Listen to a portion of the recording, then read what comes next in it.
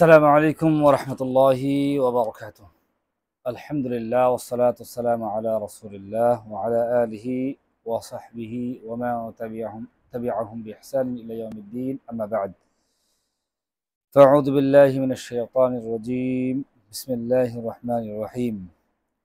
والذين يؤذون المؤمنين والمؤمنات بغير ما اكتسبوا فقد احتملوا بهتانا وإثما مبينا. الآية.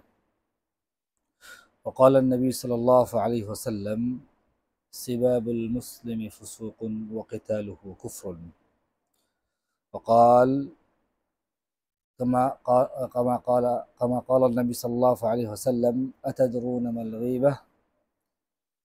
قالوا: الله ورسوله أعلم. قال: ذكرك أخاك بما يكره. আলহামদুলিল্লাহ, আল্লাহ সুবহানাহু ওয়া তাআলার প্রশংসা যে রব্বুল আলামিন আবারও একটি চমৎকার বিষয় নিয়ে আপনাদের সামনে আলোচনা করার সুযোগ করে দিয়েছেন, সেজন্য কালিমাতু শুকর করছি আলহামদুলিল্লাহ। সালাত এবং সালাম করছি সৈয়দুল মুরসালিন খাতামুন নবিয়্যিন মুহাম্মদ রাসূল সাল্লাল্লাহু আলাইহি ওয়াসাল্লামের প্রতি সাল্লাল্লাহু আলাইহি ওয়াসাল্লাম। সম্মানিত দিনী ভাই বন্ধুগণ, আজকের ভিডিওতে যে বিষয়টি নিয়ে কথা বলবো সেটা হচ্ছে মানুষকে কষ্ট দেওয়ার পরিণতি। বিশেষত আল্লাহ সুবহানাহু ওয়া তাআলা দুনিয়াতে মানুষ সৃষ্টি করেছেন এবং আমাদেরকে এই দুনিয়াতে বিচরণ করার অধিকার দিয়েছেন। আমরা যেখানে খুশি যেতে পারি, যা খুশি করতে পারি, এবং এই দুনিয়াতে বিচরণকালেই আমাদের পরস্পরের মাঝে নানা ধরনের সম্পর্ক তৈরি হয়। বিশেষ করে আল্লাহ সুবহানাহু ওয়া তাআলা আমাদেরকে পরস্পর মুসলিমদেরকে ভাই হিসেবে আখ্যা দিয়েছেন। ইন্নামাল মুমিনুনা ইখওয়াহ, মুমিনরা হচ্ছে ভাই ভাই। তো সেই দৃষ্টিকোণ থেকে আল্লাহ সুবহানাহু ওয়া তাআলা আমাদের পরস্পরের মাঝে শান্তি বজায় রাখার বিশেষ গুরুত্ব আরোপ করেছেন। অথচ প্রায়শই আমরা মুসলিমদেরকে বা আমরা আমাদের ভাইদেরকে নানাভাবে কষ্ট দিয়ে থাকি। অথচ আল্লাহ সুবহানাহু ওয়া তাআলা মুমিনদের কষ্ট দেওয়ার ব্যাপারে বলছেন, ওয়াল্লাযীনা ইউযুনাল মুমিনিনা ওয়াল মুমিনাত বিগাইরি মাকতাসাবু। অপরাধ না করা সত্ত্বেও যারা মুমিন পুরুষ এবং মুমিন নারীদের কষ্ট দেয়, ফাকাদ ইহতামালু বুহতানান ওয়া ইসমান মুবিনা, তারা মিথ্যা অপবাদ ও প্রকাশ্য পাপের বোঝা বহন করে। অর্থাৎ কেউ কিছু করলো না, না করা সত্ত্বেও আপনি তাকে এমন কিছু চাপিয়ে দিলেন যেটা সে করেনি, তাহলে সেটা হয়ে যাবে অপবাদ কিংবা তার জন্য এক ধরনের তোহমা। পাশাপাশি এর কারণে আপনি কিন্তু স্পষ্ট গুনাহ কিংবা পাপের ভাগীদার হচ্ছেন। যেমনটি রাসূলুল্লাহ সাল্লাল্লাহু আলাইহি ওয়াসাল্লাম স্পষ্ট করে বলে দিয়েছেন, ইয়া মা'আশারা মান ক্বাদ আসলামা বিলিসানিহি ওয়া লাম ইফদিল ঈমানু ইলা কলবিহি। ওহে যারা আছো, শুধু মুখেই নিজেদেরকে মুমিন বলে দাবি করছো, মুখেই ইসলাম ধর্ম গ্রহণ করেছো, এখনো তোমাদের অন্তরে গভীরভাবে ইসলাম পৌঁছেনি, এখনো তোমরা মনের দিক থেকে ঈমান নিয়ে আসতে পারোনি, কিংবা তোমাদের ঈমান এখনো অন্তরে এখনো মজবুত হয়নি। ওয়ালা লা তু'দুল মুসলিমিন, তোমরা মুসলিমদেরকে কষ্ট দিও না বা কষ্ট দিবে না। ওয়ালা তুআইরুহুম, তাদেরকে লজ্জা দিবে না। ওয়ালা তাত্তাবিউ আওরাতিহিম, তাদের গোপন দোষ ত্রুটি তোমরা অনুসন্ধান করবে না।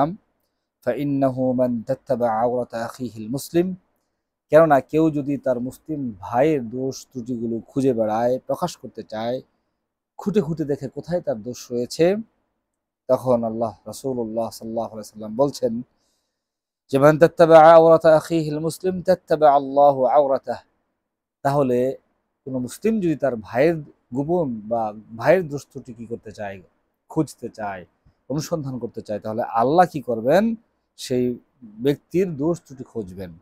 ওমান তাত্তাবা আল্লাহু আওরাতাহু ইয়াফদাহু ওয়ালাউ ফি জাওফি রাহলি, আর যে ব্যক্তির দোষ আল্লাহ প্রকাশ করে দিবেন, যে ব্যক্তির দোষ আল্লাহ খুঁজবেন, তাহলে কি হয়ে যাবে, সে কিন্তু অপমানিত হবেই।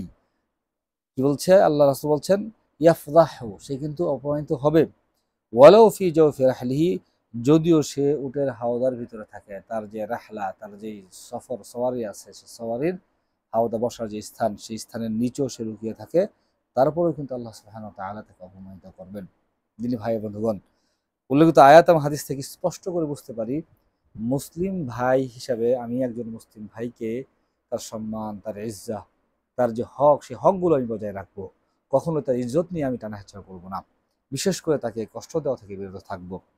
আর এই কষ্ট দেওয়ার অনেকগুলো মাধ্যম কিন্তু আমাদের মাঝে রয়েছে। আমরা এগুলো অহরহই করে যাচ্ছি। অহরহই সেগুলো আমার দ্বারা হচ্ছে।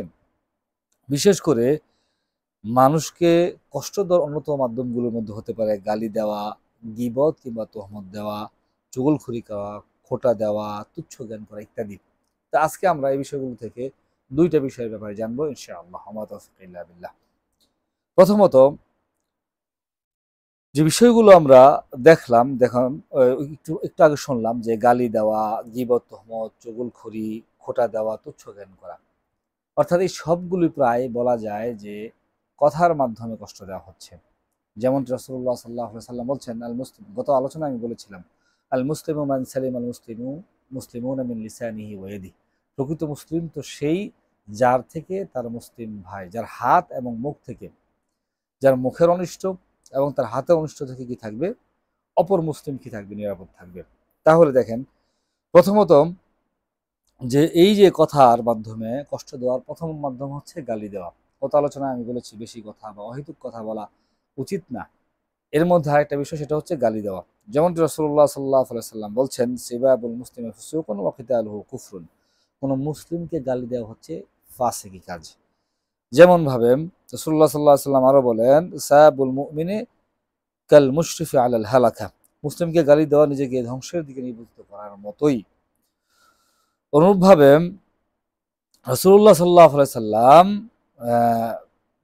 এই গালিদাতাকে শয়তান বলে অভিহিত করেছেন। তিনি বলেন, আল মুতাসাব্বানি শাইতানানি ইয়াতাকাযাবানি ওয়া ইয়াতাহাতারান। উল্লেখিত হাদিসে রাসূল বলছেন, উভয় গালমন্দকারী দুই শয়তান, এরা পরস্পরের উপর মিথ্যা দোষারোপ করে এবং অসত্য বলে। সর্বোপরি এই হাদিসগুলো থেকে আমরা যে বিষয়টা জানতে পারি, গালি দেওয়া সেটা অহেতুক হোক কিংবা কোনো রাগের বশত কিংবা ভুলবশত কিংবা অনিচ্ছাকৃতভাবে আমরা চেষ্টা করব যেন গালি থেকে আমরা বিরত থাকি, গালি যেন আমাদের দিতে না হয়। কারণ এই গালি ফাঁসিকি কাজ, এবং এই গালি থেকেই আমাদের আরও নানা ধরনের অপকর্ম, নানা ধরনের বাজে কাজ কিন্তু আমরা করতে পারি, হয়ে যেতে পারে। দ্বিতীয়ত কষ্ট দেওয়ার যে মাধ্যমটি, সেটা হচ্ছে গীবাহ কিংবা তোহমা, অর্থাৎ বহতান, যেটা হাদিসে বহতান বলা হয়েছে। অর্থাৎ গীবতের ব্যাপারে আমরা যদি জানি, তাহলে রাসূলুল্লাহ সাল্লাল্লাহু আলাইহি ওয়াসাল্লামের অন্যতম একটা হাদিস, যেটা মাশহুর, সকলে আমরা জানি, সেই হাদিসটা পড়লেই গীবতের ব্যাপারে জানতে পারবো। তার আগে আমরা জেনে নেই যে গীবত মূলত কেন করে থাকে। গীবত সাধারণত আমরা কাউকে ছোট করার জন্য, কাউকে অপমান করার জন্য, কিংবা কেউ দোষ ত্রুটি, বস্তুতই হয়তো সে দোষ করেছে, সেই দোষগুলো হয়তো সরাসরি বলতে পারি না, কিন্তু গোপনে বলি। এই সব বিষয়গুলোই কিন্তু গীবতের অন্তর্ভুক্ত হয়ে যাবে। যেমনটি রাসূলুল্লাহ সাল্লাল্লাহু আলাইহি ওয়াসাল্লামের প্রখ্যাত সাহাবী আবু হুরায়রা রাদিয়াল্লাহু তাআলা আনহুর হাদিস তিনি বলছেন, রাসূলুল্লাহ সাল্লাল্লাহু আলাইহি ওয়াসাল্লাম সাহাবীদের উদ্দেশ্য করে বলছেন, আতাদরুনা মাল গীবাহ? তোমরা কি জানো গীবত কাকে বলে? গীবত কি? ক্বালু আল্লাহু ওয়া রাসূলুহু আ'লাম। তখন সাহাবায়ে কেরামগণ প্রসঙ্গতই তারা বলছেন, আল্লাহ এবং তার রাসূল কি ভালো জানেন। তখন আল্লাহ রাসূল সাল্লাল্লাহু আলাইহি ওয়াসাল্লাম বলছেন, গীবতের সংজ্ঞা দিতে গিয়ে বলছেন, যিকরুকা আখাকা বিমা ইয়াকরাহ। অর্থাৎ তোমার মুসলিম ভাই সম্পর্কে এমন কথা তুমি বলবে, বা এমন কথা বলা যেটা তোমার ভাই অপছন্দ করে। ভালো করে খেয়াল করুন, রাসূল বলেছেন কি, যে তোমার ভাইয়ের ব্যাপারে তুমি এমন কথা বলবে যে কথাগুলো বললে সে অপছন্দ করে। দেখেন, কেইলা, যখন এই কথা বলা হলো, তখন সাহাবীদের পক্ষ থেকে প্রশ্ন আসলো যে, আফারাআইতা ইন কানা ফি আখি মা আকুল। যে এমন যদি হয় যে আমি আমার ভাইয়ের ব্যাপারে তার অনুপস্থিতিতে এমন কিছু বলছি যেটা আসলেই তার ভিতরে আছে, অর্থাৎ এমন কোনো দোষ, এমন কোনো খারাপ কিছু আমি বলছি যেটা আসলেই সেই গুণান্বিত, এটা বললেও কি গীবত হয়ে যাবে? ক্বালা ইন কানা ফীহি মা তাকুলু ফাকাদ ইগতাবতাহ। তখন রাসূলুল্লাহ সাল্লাল্লাহু আলাইহি ওয়াসাল্লাম বললেন যে, তুমি যা বলছো সেটা যদি তোমার ভাইয়ের মাঝে থেকেও থাকে, তারপরেও তুমি কি করলে? গীবত করলে। কেননা তুমি তার অনুপস্থিতি সেটা বললে। কেননা তুমি যদি তার সংশোধনী চাও, সে শুদ্ধ হোক, ভালো হয়ে যাক চাও, তাহলে তোমার উচিত ছিল তাকে তুমি কি করবে? ব্যক্তিগতভাবে তাকে জানাবে, সে বিষয়টা তাকে সুন্দর করে হিকমা সহকারে জানাবে, বলবে যেন সে শুধরে নেয়। অস্পষ্ট কিংবা তার পিছনে থেকে সেটা বলার কোনো সার্থকতা নেই। এবং ওয়াইল্লাম তখন ফিহি, আরো যদি এমন কোনো কথা তুমি বলো যেটা আসলে তার ভিতরে নেই, যেই গুণটা সে আসলে, যেই দোষটা সে আসলেই করেনি, এমন কিছু যদি দেও, তাহলে কোরআনেও যেমন বলা হয়েছে, যেমন প্রথমে আমরা জেনেছি যে সেটা হলো বুহতান, অর্থাৎ স্পষ্ট অপবাদ। অনুরূপভাবে রাসূলুল্লাহ সাল্লাল্লাহু আলাইহি ওয়াসাল্লাম বলছেন ফাকাদ বাহাত্তা, তাহলে তুমি কি করলে, তার উপর মিথ্যারোপ করলে কিংবা অপবাদ তুমি চাপিয়ে দিলে, অপবাদ করলে। আর রাসূলুল্লাহ সাল্লাল্লাহু আলাইহি সাল্লাম অন্যত্র বলেন ওয়ালা ইয়াগতাব বা'দুকুম বা'দা, তোমাদের একজন অপরজনের পিছনে কি করবে না, গীবত করবে না। পাশাপাশি রাসূল সাল্লাল্লাহু আলাইহি সাল্লাম এই গীবতের ভয়াবহতা, গীবতের কি পরিণাম হতে পারে সেটা বর্ণনা করছেন হাদিসের অপর অংশে। রাসূল বলছেন আইয়ুহিব্বু আহাদুকুম আইয়াকুলা লাহমা আখিহি বাইতান ফাকারিহতুমু, অর্থাৎ গীবত কতটা মারাত্মক হতে পারে একটু লক্ষ্য করুন। তোমাদের কেউ কি তার মৃত ভাইয়ের গোশত খেতে পছন্দ করেন? তখন রাসূল সাল্লাল্লাহু আলাইহি ওয়াসাল্লাম বলছেন ফাকারিহতুমুহু, বস্তুত তোমরা সেটি অপছন্দই করে থাকো। অর্থাৎ কেউ আমরা আমার ভাই কিংবা কোনো মৃত ভাই, মানুষ তো দূরে থাক, মৃত কোনো জন্তু পশু পাখি তো আমরা খেতে চাই না, অপছন্দ করি। নোংরা গন্ধ হয়ে যায়, ময়লা কোনো কিছু করতে চাই না, তাহলে কিভাবে আমি মৃত ভাইয়ের মাংস বা গোস্ত খেতে পারি? মানে এর ভয়াবহতা কতটুকু, মৃত ভাইয়ের গোস্ত খাওয়ার যে ভয়াবহতা, ঠিক গীবত ঠিক এমনই কিন্তু অপবাদ কিংবা অপবাদ, এমনই কিন্তু অপরাধে আমরা জড়িয়ে পড়ছি গীবতের মাধ্যমে। এখন এই গীবত যদি আমরা করি, দুনিয়াতে কি শাস্তি হতে পারে? এমন এর একটা মেথাল আমরা রাসূলুল্লাহ সাল্লাল্লাহু আলাইহি সাল্লামের দুনিয়া পার্থিব শাস্তি ব্যাপারে রাসূলুল্লাহ সাল্লাল্লাহু আলাইহি সাল্লামের বর্ণনা এসেছে। যেমনভাবে আনাস বিন মালিক রাদিয়াল্লাহু তাআলা আনহু বলেন যে যখন আরবরা সফরে যান তখন তারা সফরে তাদের খেদমতের জন্য সাথে লোক নিয়ে যান। ঠিক তেমনি কোন এক সফরে আবু বকর এবং ওমর রাদিয়াল্লাহু আনহুর সাথেও একজন লোক ছিলেন যে তাদের খেদমতে ছিলেন। অথবা যখন তারা ঘুমিয়ে পড়লো, অর্থাৎ আবু বকর ওমর রাদিয়াল্লাহু আনহু তারা যখন ঘুমিয়ে পড়লো, ঘুমিয়ে পড়ে যখন জাগ্রত হলো, জাগ্রত হয়ে দেখলো যে তাদের যে খাদেম সে তাদের জন্য রান্না বান্না করতে পারলো না। কারণ কি? সেই লোকটি ঘুমিয়ে আছে। তো সেই লোকটিকে ঘুমিয়ে থাকতে দেখে, তাদের খাদেমকে ঘুমিয়ে থাকতে দেখে পাশাপাশি দুজন ব্যক্তি কথা বলতেছিল। তারা বলতেছিল যে এই লোকটি তো তোমাদের নবী করিম সাল্লাল্লাহু আলাইহি সাল্লামের ন্যায় ঘুমায়, অর্থাৎ রাসূলুল্লাহ সাল্লাল্লাহু আলাইহি সাল্লামের ন্যায় ঘুমায়। আরেকটা বর্ণনা এসেছে যে তোমাদের বাড়িতে ঘুমানোর ন্যায় ঘুমায়, অর্থাৎ এই কথাটা বলার মাধ্যমে তারা বুঝাতে চাইলো এই লোকটি অধিক ঘুমায়। দেখেন খুব সিম্পল একটা ব্যাপার, কিন্তু খুব বেশি কিছু তারা বলেনি, জাস্ট বলেছে এই লোকটি একটু বেশি ঘুমায়, কিংবা তোমরা বাড়িতে যেভাবে ঘুমায় এভাবে ঘুমায়, একটু বেশি সে ঘুমাচ্ছে, জাস্ট এই কথা বলায়। অতঃপর তারা তাকে জাগিয়ে বললেন তুমি রাসূলুল্লাহ সাল্লাল্লাহু আলাইহি ওয়াসাল্লামের নিকট গমন করে তাকে বলো যে, অর্থাৎ যে ব্যক্তিটা ঘুমিয়েছিল, যে খাদেমটা, ওই খাদেমকে জাগিয়ে যে ব্যক্তি দুইটা কথা বলছিল যে সে কি করে বাড়িতে যেমন বেশি ঘুমায় সফরে এসে তেমন ঘুমাচ্ছে, তাহলে খাদেমকে জাগিয়ে তারা দুজনে বলল যে তুমি রাসূলুল্লাহ সাল্লাল্লাহু আলাইহি সাল্লামের কাছে যাবে, গিয়ে বলবে যে আবু বকর এবং ওমর রাদিয়াল্লাহু আনহু আপনাকে সালাম প্রদান করেছেন, সালাম জানিয়েছেন এবং আপনার নিকট তরকারি চেয়েছেন, তরকারি খাওয়ানোর যে সালুন সালুন চেয়েছেন। অথবা রাসূল সাল্লাল্লাহু আলাইহি সাল্লাম তাকে বললেন, অথবা ওই লোকটি রাসূল সাল্লাল্লাহু আলাইহি সাল্লাম তাকে বললেন যাও তাদেরকে আমার সালাম প্রদান করে বলবে তারা তরকারি খেয়ে নিয়েছে। সেই লোকটি যখন গিয়ে এই কথা বলল যে আমাকে বলা হয়েছে যে আপনার কাছ থেকে আপনাকে সালাম দেওয়া হয়েছে এবং আপনার কাছ থেকে তরকারি নিয়ে যেতে, তখন রাসূল সাল্লাল্লাহু আলাইহি সাল্লাম ওই ব্যক্তিকে বললেন যাও তুমি গিয়ে বলো যে তাদেরকে তরকারি তারা খেয়ে নিয়েছে। অর্থাৎ রাসূল সাল্লাল্লাহু আলাইহি সাল্লাম ফিরতি তাদেরকে সালাম দিলেন, বললেন তাদেরকে সালাম প্রদান করবে এবং বলবে তারা তরকারি খেয়ে নিয়েছে। অতঃপর একথা শুনে তারা ভীত সন্ত্রস্ত হয়ে গেল।